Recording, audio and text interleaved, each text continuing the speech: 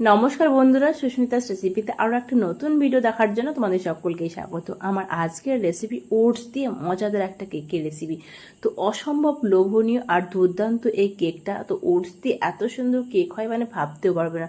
তো চলো প্রথম থেকে লাস্ট পর্যন্ত পুরো ভিডিওটা দেখতে থাকো কী করে করছি ওটস দিয়ে কেক রেসিপিটি। আর যদি এই চ্যানেলে নতুন বন্ধু হয়ে থাকো তো চ্যানেলটিকে অবশ্যই সাবস্ক্রাইব করে দিয়ে পাশে দেখো।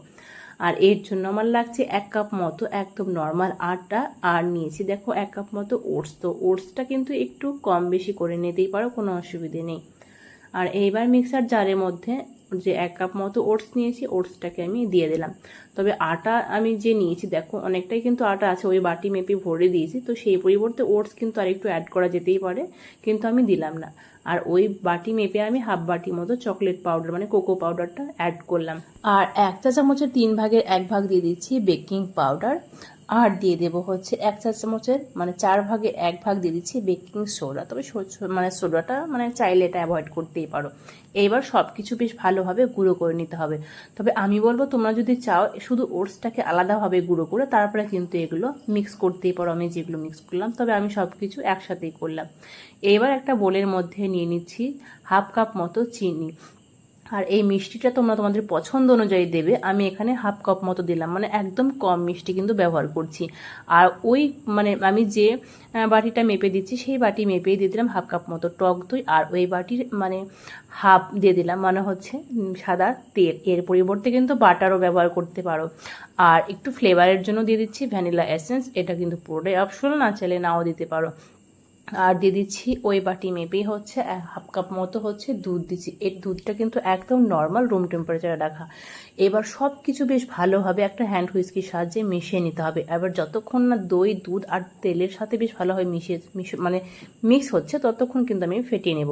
আমার এটা টাইম লাগলো 5 থেকে 6 মিনিট, বেশ ভালোভাবে মিশিয়ে নিলাম। এবার এর মধ্যে যে ওটস আর আটার যে মিশ্রণটা সেটা আমি অল্প অল্প করে দেব, একসাথে কিন্তু দেবে না, সেটা কিন্তু মানে বুঝতে পারবে না পরিমাপটা, সেই জন্য অল্প অল্প করে আমি দিয়ে দিচ্ছি। তো আমি 2 থেকে 3 বার হচ্ছে এভাবেই করে দিয়ে বেশ ভালোভাবে মিশিয়ে নেবে। তবে কিন্তু আমি পুরোটাই কিন্তু অ্যাড করলাম। অনেকটাই দেখো ঘন হয়ে গেছে। তবে আমি বলবো যদি খুব ঘন হয় একটু দুধ কিন্তু লাস্টে অ্যাড করতেই পারো যদি খুব ঘন হয়ে থাকে। তবে এটা কিন্তু একটু ঘনই করতে হবে, আর খুব পাতলা কিন্তু করা যাবে না। আর স্বাদ মতো দিয়ে দিলাম সামান্য নুন। বেশ ভালোভাবে মিশিয়ে নিলাম। আমি কিন্তু এখানে কোনো রকম দুধ কিন্তু অ্যাড করলাম না। যদি তোমাদের কাছে মনে হয় একটু ঘন হয়েছে তবে হালকা কিন্তু মানে একটু দুধটা অ্যাড করতেই পারো। তবে এবার দেখতেই পাচ্ছ আমি যে পাত্রের মধ্যে করব এখানে কেক টিন নিয়েছি। তো কেক টিনের মধ্যে আমি আগে থেকে বাটার পেপার দিয়ে রেডি করে রেখেছি। এর মধ্যে দিয়ে দিলাম অল্প ব্যাটারটা কিন্তু আমি একসাথে সবগুলো দিলাম না, অল্প একটু দিয়ে দিলাম। এবার হচ্ছে আমি নিয়েছি এখানে আখরোট। তবে এই ড্রাই ফ্রুটসটা তোমার পছন্দ অনুযায়ী দেবে। আমি এখানে আখরোটটা নিয়েছি। তো আখরোট আমি নিজে এটা ভেঙেছি, তো একদম গুঁড়ো হয়ে গেছে। তো এবার ওপর থেকে একটু দিয়ে দিচ্ছি আখরোট। আর এটা দিলে কিন্তু বেশ ভালো লাগবে, আর খেতেও ভালো লাগে, খুবই হেলদি। আর বাদ বাকি যে মিশ্রণটা মানে ব্যাটারটা ছিল সেই ব্যাটারটা পুরোপুরি ব্যাটারটা আমি এর উপরে দিয়ে দিচ্ছি। তো ব্যাটারটা একদমই কম ছিল।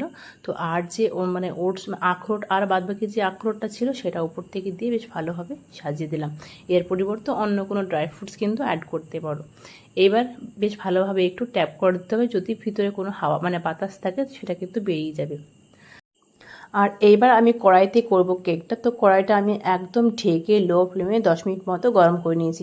এবার ঢাকনাটা খুলে এর উপরে একটা স্ট্যান্ড বসিয়ে দিলাম। তবে তোমরা চাইলে এটা ডাইরেক্টও কিন্তু বসাতে পারো। স্ট্যান্ডের ওপরে কেক টিনের পাত্রটা বসিয়ে দিলাম আর ঢেকে একদম লো ফ্লেমে এটাকে 25 থেকে 30 মিনিট মতো কুক করে নিলে কিন্তু রেডি হয়ে যাবে। আর মাঝে একবার চাইলে চেক করে নিতে পারো। তো আমি একদম পুরোপুরি 30 মিনিট পরে এটা ঢাকনাটা খুললাম আর এইবার একটা টুথপিকের সাহায্যে চেক করে নিচ্ছি। তো টুথপিকটা দেখো একদম ক্লিন আছে, মানে আমার কেকটা কিন্তু একদম পুরোপুরি রেডি আছে। যদি টুথপিকের গায়ে লেগে থাকে তবে আরও কিছুক্ষণ কিন্তু একটু ঢেকে কুক করে নেবে। আর এবার আমি নামিয়ে নিচ্ছি। আর এবার কেক টিনের পাত্রটা পুরোপুরিভাবে ঠান্ডা করে নিতে হবে। ঠান্ডা হয়ে গেছে পুরোপুরিভাবে। এবার যে বাটার পেপারটা সাইডে দিয়েছিলাম সেই বাটার পেপারটা আমি খুলে দিচ্ছি। আর খুব ইজিলি কিন্তু তৈরি হয়ে গেল ওটস দিয়ে অসম্ভব লোভনীয় কেক। আর এবার ছুরির সাহায্যে চারদিকে একটু ছাড়িয়ে দিলাম আর ওপরে একটা প্লেট দিয়ে এটাকে উল্টে দিতে হবে। আর কোনো রকম কিন্তু ট্যাপ করার একদম দরকার হবে না, এটা ইজিলি কিন্তু কেক টিনের পাত্র থেকে দেখো বেরিয়ে আসছে। আর এটা কিন্তু আমি বলবো যে কোনো পাত্রতেই তোমরা করতে পারো। আর ওপর এবার দেখো যে বাটার পেপারটা দিয়েছিলাম সেটা আমি মানে তুলে দিলাম। আর কতটা স্পঞ্জি হয়েছে দেখো, মানে ভাবতেই পারবে না যে ওটস আর আটা দিয়ে এত সুন্দর কেক হয়েছে। অসম্ভব কিন্তু এটা ভালো হয়েছে। আর চলো আমি তোমাদের এটা কেটে দেখাচ্ছি কতটা স্পঞ্জি হয়েছে। তো তোমরা একবার হলো বাড়িতে এভাবে ট্রাই করো, আর কেমন লাগলো আমাকে অবশ্যই কিন্তু কমেন্টে জানিও। আর বেশি বেশি করে তোমাদের প্রিয়জনদের মাঝে শেয়ার করে দিও। তো দেখো আমি তোমাদের একদম কাছ থেকে দেখাচ্ছি, মানে কতটা অসম্ভব ভালো হয়েছে, কতটা স্পঞ্জি হয়েছে, দেখলেই বুঝতে পারবে। দেখো বুঝতেই পারছো কতটা সফট হয়েছে।